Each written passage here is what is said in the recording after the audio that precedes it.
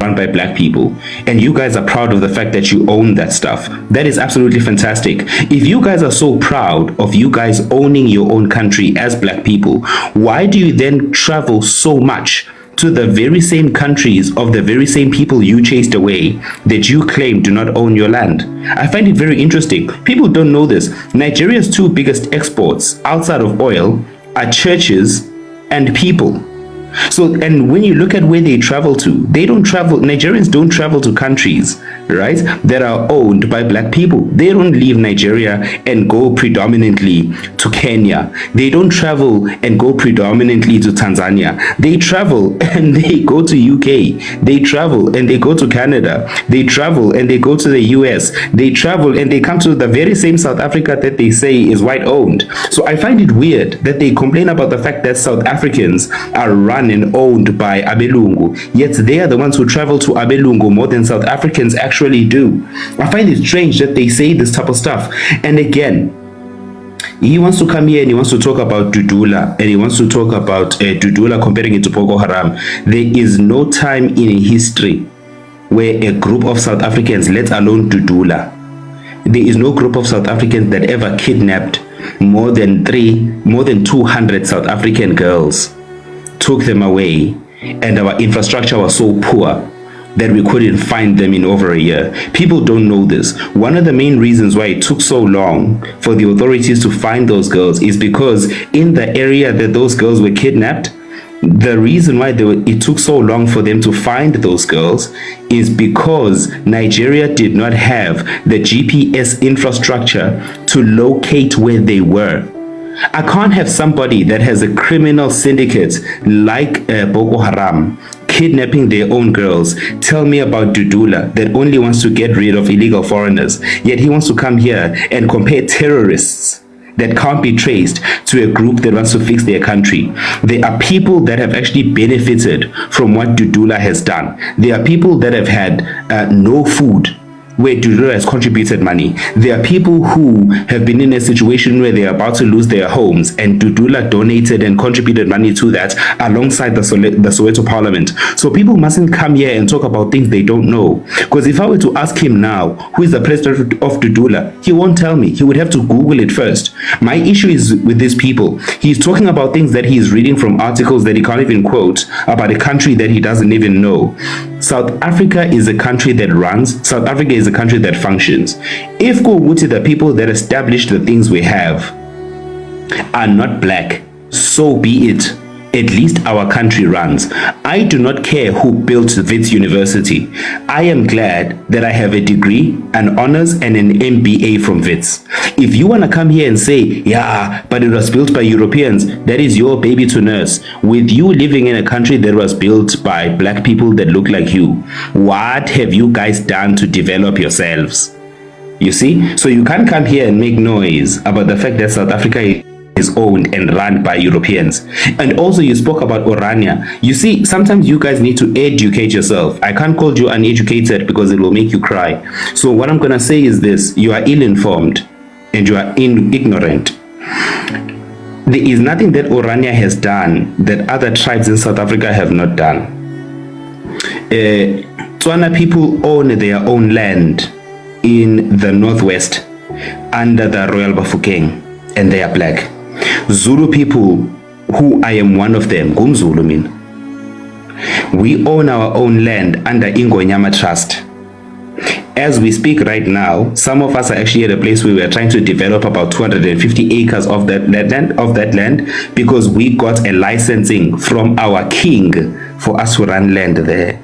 So you want to come here and tell me about Orania, people who own a piece of land that is no bigger than 15 football fields. Some of us come from black royal families that own land that your country would be envious of. So we do not worry about Orania because all they are doing is all they have done is they went to the States and they purchased a land that they want to own and run as part of their culture.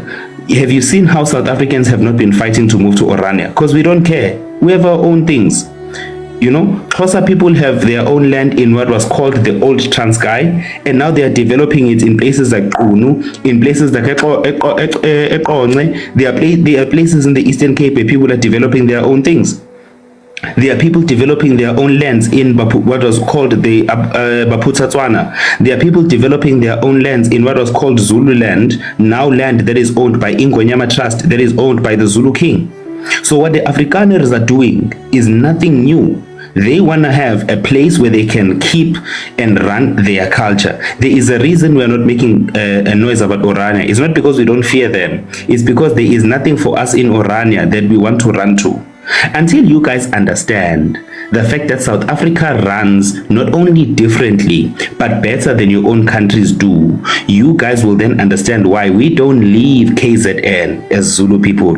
We stay in KZN and we develop ourselves. There is a reason why when we leave KZN, we then go to Joburg, because that is still a part of our country, and we also understand the fact that in as much as we do not own property there, our forefathers are the ones that were working in those mines. So we go there and we run a taxi industry that contributes a lot of money to Gauteng's GDP. Again, you won't understand this because you've not done any research about a country you don't know, and I can't blame you because, like I said, I can't say that you are uneducated, so I'll say you are ill-informed. Until you educate yourself about South Africa, which I don't expect you to, because at this point I'm worried about whether or not you can even type on the internet. Until you actually do that, you will find yourself in a position where you are giving opinions about a country you do not know.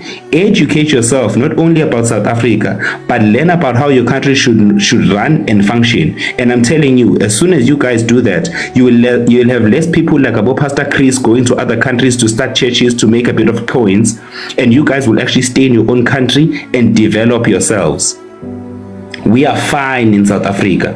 We have our challenges and we are happy to not only accept them, we're happy to work on fixing them. But until you guys are willing to do the same thing, you won't fix anything. We had a problem with our universities. I was a student at Wits during Fees Must Fall. We protested to make sure they decolonize the education system. Instead of you guys doing the same thing, you guys would rather run to the UK than fix your own government. Fix your own house before you tell me how to run mine. I land there. Thank you, my leader. 3.3. Okay. Are you finished? It's your turn. Submit. Okay, so let's go. So I know some of you are quite allergic to research, right? See, in your little rant, I know you people talk about let's be factual, okay? So while you're doing your little rant, I was listening to what you were saying, and then in the space of that few minutes, I was able to go and look up everything that you're saying. I know research is quite foreign to you guys, but here we go, let's go. So please, if you want, whoever that's hosting this, the first point you made was the whole Springbok thing, right? That you guys are all involved in it, right? So if you truly want to prove that point to me, just go on Google right now and type in the South African rugby team, and then we can physically count how many of you brothers are in that team. I know you guys are not going to do that because you're emotional and blah blah blah. Or if you want to talk about the whole rugby thing, that's the first point you made. That's why I'm touching on it. Go watch a rugby game, or just Google up a rugby game, a South African rugby game, and just count how many black South Africans you see in the stand. You claim to be in charge, you claim to be in control. Now, secondly, let's go to the second thing that you said about black ownership, right? Now, let's go into the ownership of that ShopRite that you love so much, of that ShopRite that you claim that Nigerians desperately need black South Africans for. Now, let's look at the ownership. Okay, I know you guys are quite allergic, right, to any form of research. You know, you just spout nonsense and you think it's factual. But let's look at the ownership structure of what ShopRite is today, right? ShopRite is owned by something called a PIC fund. And I know all of you are going to go haywire in the comment section saying it's a public investment fund. Now, let's look at the company that owns this public investment fund. Let's look at the insurance company that owns this public investment fund. And we can see that there isn't one black South African involved. Secondly, you cry and you chat shit about DSTV, right? DSTV is what you think that Nigerians need you lot for. Now let's look at ownership, black ownership of DSTV, right? There's a man called Vindy Allen. He owns 36.63% of the entire group, right? And then the next person on that list is a man called Alan Gray, who owns 11.83%. And then the next group is a group called Multichoice, which is owned by Vanguard and BlackRock, and they own about 29% of the entire thing. So you do not own anything. So this whole flex that you're here to flex for us, please stop flexing on another man's glory. Okay, so let's keep it going. Let's keep it going. You spoke about the issue of the Native Americans, right? Listen to me, buddy. The Native Americans live in reservations on their land. Do you understand? At least the Native Americans put up a fight, unlike you lot. The Native Americans live in reservations on their land, and every day they are always protesting to get some of their land back. The only thing that you don't see it is because it doesn't come up on mainstream TV. But I know that you're allergic. I know that you're very allergic to any form of research. Okay, so I'll do it for you in the few minutes that you were chatting. I'll do it for you. Now, you talked about Nigeria, right? You talked about our country and you said, what do we export? What are we good at? Listen, buddy, right? Nigeria exports petroleum products and oil products to your country. Listen, your country relies on us in order for them to even keep their power going. All right. And then secondly, you talk about this issue of illegal entry and illegal crossing. Please, I know you people again are quite allergic to any form of research. Nigerians do not. Nigeria as a land has no land borders with you people. If anything, there's almost 5 or 6 countries that separate us from you. So for any Nigerian that you see in your silly country, that Nigerian went to your silly embassy, right? And they got a visa, buddy. Do you understand? For every Nigerian that you see in your country, they went to your embassy and they got a visa. Now, you talked about the issue of Orania, right? You talked about the issue of Orania and you said, oh yeah, well, everybody is doing it. Oh yeah, like the Zulus did it, the Afrikaans did it, these people did it, that people did it. It's their land. They can do it there. How many South Africans come to Europe and are able to buy private property and then in turn change euros into their voucher and spend it in that private land and call it, oh, this is our private thing. We have our own thing going on in Europe. How many of you can do that in Europe? None of you. You don't do that in Europe, but you excuse the Europeans and you make excuses for them to come and segregate you and create spaces that they don't want you in. Now, let's go back to the issue of Cape Independence. You know, and I know that this is a real thing, and it's never a thing that's ever going to happen overnight. They let it soak in first. The issue in Gaza, that didn't happen in 1948. They first introduced them as what do they call it? Refugees. And today, they own a majority of the land. It's not something that happens in 10 years, in 20 years. It will play out. They will get what they've wanted. And they've already put it in your mind so that it can fester, buddy. Okay? So please, I know you're not going to get any facts. I know you don't want facts. You just want to hear what you want to hear. And you people want to get emotional. That's okay. But please, when we're talking about countries, do not put yourself on the same bracket as black folks with Nigerians, okay? Because if anything, you're taking credit for what the Mzungus have done. It's the Mzungus that keep you alive. It's the Mzungus that make sure that you're fed. It's the Mzungus infrastructure that you're repping to me. So please, I am sorry that I have no respect for what you're saying because it's not your forefathers. Look at you. You were able to only vote in 1994, which proves to the rest of Africa that you're the weakest link. Listen, it's okay to live with the Mzungus, but they didn't even want you to vote in your own affairs. And you're here giving me vim. Buddy, listen, do some research, okay? I know you're allergic to it. Do some research. You love the Mzungus so much. So do I. I love them. They're great. They bring a lot to the table. When you wake up, thank God and thank the Mzungu because they bring a lot to your table. But please do not claim what they have done as your success. It is not your success. You barely own anything. Okay? So please, I know you're allergic to some research. Go do some research. And everything I've given you people is factual. Thank you very much. Thank you. I know. No, I'm not going to ask you that. There's a lot of people that want. I want to ask you this question. What do you do for a living? Why does it matter? No, I want to tell you something. Are you working? Are you self-employed? Are you working for a company? You don't have to I do work. And if you must know, I work in insurance. So please understand that. How do you cope that every second word there's an F? F this, F that. How do you cope talking with clients?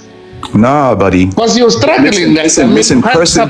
Buddy, let me answer your question. Person, listen. No, I'm not, buddy. Listen, my man. Okay, Jay.